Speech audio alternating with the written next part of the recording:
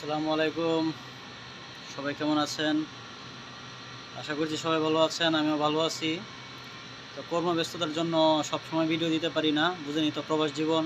কাজ করতে হয়, কাজ না করলে লাথি দিয়া বাইর করে দিব, এই আর কি জীবন চলতেছে।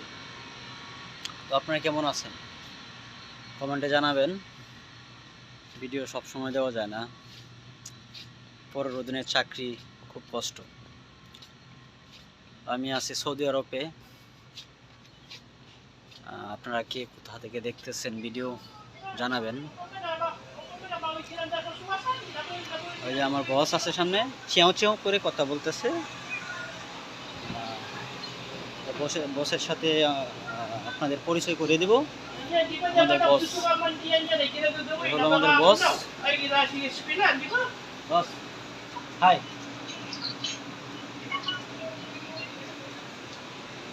অনেক ভদ্র মানুষ, অনেক ভালো মনের মানুষ।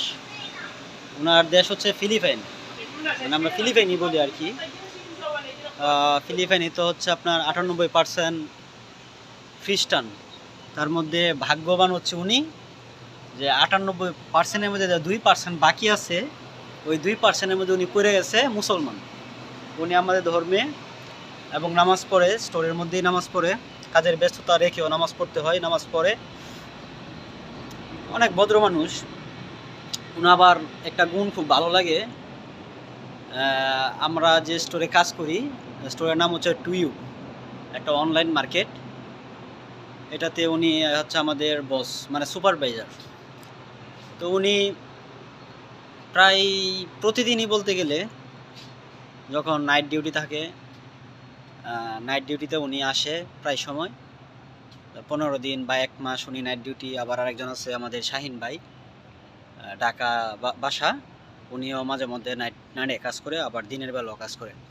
আর শাহিন ভাই অনেক ভদ্র মানুষ, ভালো মনের মানুষ, আর উনিও অনেক ভালো মনের মানুষ। ওনার নাম হচ্ছে জামাল, মানে ফিলিপাইনি যিনি, ওনার নাম হচ্ছে জামাল। ওনার ওয়াইফ এই জায়গায় থাকে, সৌদিতেই থাকে। তো ওনার ওয়াইফ আবার খুব সুস্বাদু খাবার বানায়, যে খাবারগুলা কোনো দিন জন্মের পরে আমি দেখি না। আমি কেন, মানে আমার বাবার বাবার বাবার বাবার বাবার বাবার বাবার বাবার বাবার বাবার বাবার বাবার বাবা ও এই খাবার দেখে নাই, খাইব তো পরে। ওনার ওয়াইফ আবার এই খাবারগুলা তৈরি করে, খুব সুস্বাদু হালাল খাবার, মানে আমরা যারা মুসলমান তারা খাইতে পারি। অনেকে ভাবে যে ফিলিপাইনের মানুষ, অন্য দেশের মানুষ কি খায় না খায়, কীরকম খাবার, হালাল নাও হতে পারে। 100% হালাল খাবার। আমাদের প্রায় সময় রাত্রে ডিউটিটা নিয়ে আসে, আসার পর আমরা সবাই মজা করে খাই। ভালো লাগে, খাবারগুলো অনেক ভালো লাগে। তো আর কি দেখাবো, আর কি বলবো। প্রবাসে আসলাম, কেন আসলাম, কিভাবে আসলাম, এটা নিয়ে একটা ভিডিও বানাবো সামনে। এই যে ঘুরতেছি ডিউটির ফাঁকে একটা ভিডিও করলাম আর কি। তো সময় পাওয়া যায় না, ডিউটির মধ্যে সময় পাওয়া যায় না, খুব কম সময় পাওয়া যায়। এখন সকাল এই কত বাজে, প্রায় 7টা। একটু অর্ডার কম, মানে আজকে মানে প্রায় সময় অর্ডার, যে পরিমাণ অর্ডার থাকে, পানি পানি খাওয়ার সময় পর্যন্ত পাই না। তো এই যে দেখেন কফি, এই কফিটা বানাচ্ছিলাম মনে হয় 5টার দিকে।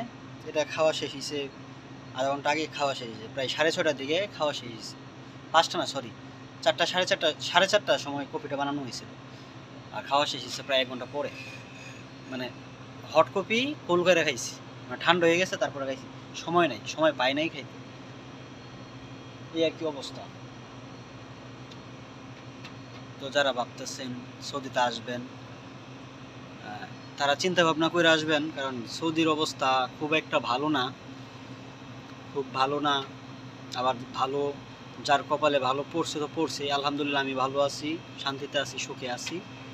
10 ঘন্টা দৌড়তে হয় শুধু, এটাই কষ্ট আর কি। মানে এই যে পা দেখতেছেন, এই যে পা, এই পা দুইটা এভাবে হাঁটতে হাঁটতে 10-12 ঘন্টা হাঁটি, আর এটা পা দুইটা মনে করেন পুরো অবশ হয়ে যেতেছে। একটা না 10 ঘন্টা, যদি 10 ঘন্টা হিসাব করি মনে করেন আমার বাসা হচ্ছে দেশের বাড়ি আর কি কিশোরগঞ্জ। তো কিশোরগঞ্জ থেকে ঢাকা মহাখালী কত ঘন্টা লাগবে যাইতে? বাসে গেলে সর্বোচ্চ 3 ঘন্টা লাগে। আর যে হাইটা যাই ধরেন 10 ঘন্টাই লাগলো, প্রায় 200-250 কিলো রাস্তা এটার ভিতরে হাঁটি। 10 ঘন্টা হাঁটলে কতটুকু রাস্তা যাওয়া যায়? ঠিক এত ঘন্টা রাস্তা আমরা যাই, এতটুক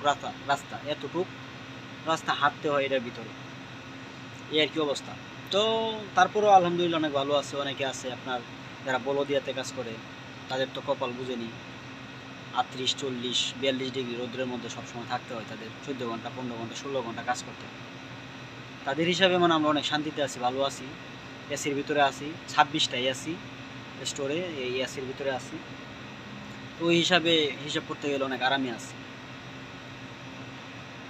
এরপরে আপনারা যদি সৌদিতে আসেন চিন্তা ভাবনা করে আসবেন, কারণ দালাল তো দালাল মনে করেন যে আপনাদের টাকা দিয়া দালান বানবে ওর বাড়িতে, বাংলো বাড়িতে দালান বানবে। আর আপনি মনে করেন যে যে বাংলো বাড়িতে আপনার দালান ছিল ওইটা বিক্রি করতে হবে, ওইরকম দালালও আছে। আবার সব দালাল খারাপ না, দালাল তো দালালই, বুঝিনি তো দালাল বলতে গেলে তো খারাপ একটা শব্দ বোঝা যায় দালাল। হ্যাঁ, তো তারপরেও কিছু দালাল আছে যে কথা 100-র মধ্যে 80% ওইটা ঠিক রাখে, আর কিছু দালাল আছে 100%-এর মধ্যে 0% ঠিক রাখে। যার কথা হচ্ছে কি, তোরে বিমানে উঠাই দিছি মানে আমার কাজ শেষ, হ্যাঁ, আমার সাথে তোর চুক্তি এটাই, এরকম বলবে আর কি।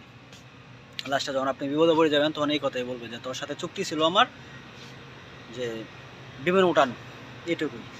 কারণ আপনি যে স্টাম্পে সই করবেন, এই স্টাম্পের মধ্যে কী লেখা ছিল এটা তো আপনার দেখাইবই না।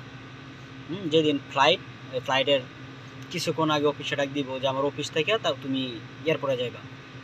তো ওই অফিসে যাওয়ার পরে আপনার সাইনটা রেখে দিব, 5 মিনিট সময় দিব, 5 মিনিটে চালু করা সই দাও, চালু করা, ওই বিমান চলে যাবো, বিমান চাকাতে হাওয়া গেছিলো, হাওয়া দিতেছে, চলে দিব, তোমার সাইডেই যাইব, তুমি চালু করে আর যাও, সাইনটা দাও তারপরে যাও।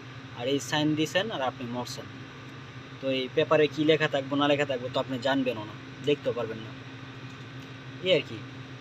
তো যাই না বুঝে আসবেন সৌদিতে, বিশেষ করে সৌদিতে আসলে, সৌদি না প্রত্যেকটা কান্ট্রিতেই বাংলাদেশে যে দালালগুলো আছে এই অবস্থা খুব খারাপ। অন্য দেশের এই জায়গায় দেখলাম অন্য দেশি যে লোক আছে, ফিলিপাইনি আছে, পাকিস্তান, ইন্ডিয়া, তারা অনেক সুখে আছে। তাদের দালাল বলতে অফিস থেকে আসে, এম্বাসি থেকে আসে, তাদের কথা ঠিকঠাক থাকে যে এই কাজ দেবো, এই কাজই দেয়। আর আমরা বাংলাদেশের দালাল তো বুঝেনি, কিছু টাকা লাভের জন্য ওরা নিজের মা বোনকেও বিক্রি করতে পারবে, আর কি অবস্থা, বুঝছেন?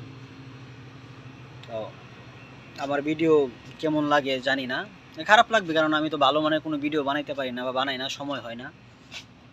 আশা করতেছি যদি সময় পাই কখনো, তাহলে ভালো ভিডিও দিব আপনাদের। পাশে থাকবেন, ছোট একটা চ্যানেল তো, ছোট চ্যানেলে আর কি করব, ছোট মানুষ, ছোট চ্যানেল, তেমন কিছু করতে পারি না। আপনারা ভালো থাকবেন, আমি ভালো আছি, আপনাদের জন্য দোয়া রইল। আর ইনশাল্লাহ এবার স্যালারি পাবো মনে হয় 14-15 তারিখ মনে হয় স্যালারি পাবো, পাওয়ার পর ইনশাল্লাহ উমরা করতে যাব, উমরা হজে যাব। আমার জন্য সবাই দোয়া করবেন, আমিও আল্লাহর কাছে, আল্লাহর ঘরে সামনে দাঁড়ায়া আপনাদের জন্য মন খুলে দোয়া করব। ভালো থাকবেন, আসসালামু আলাইকুম।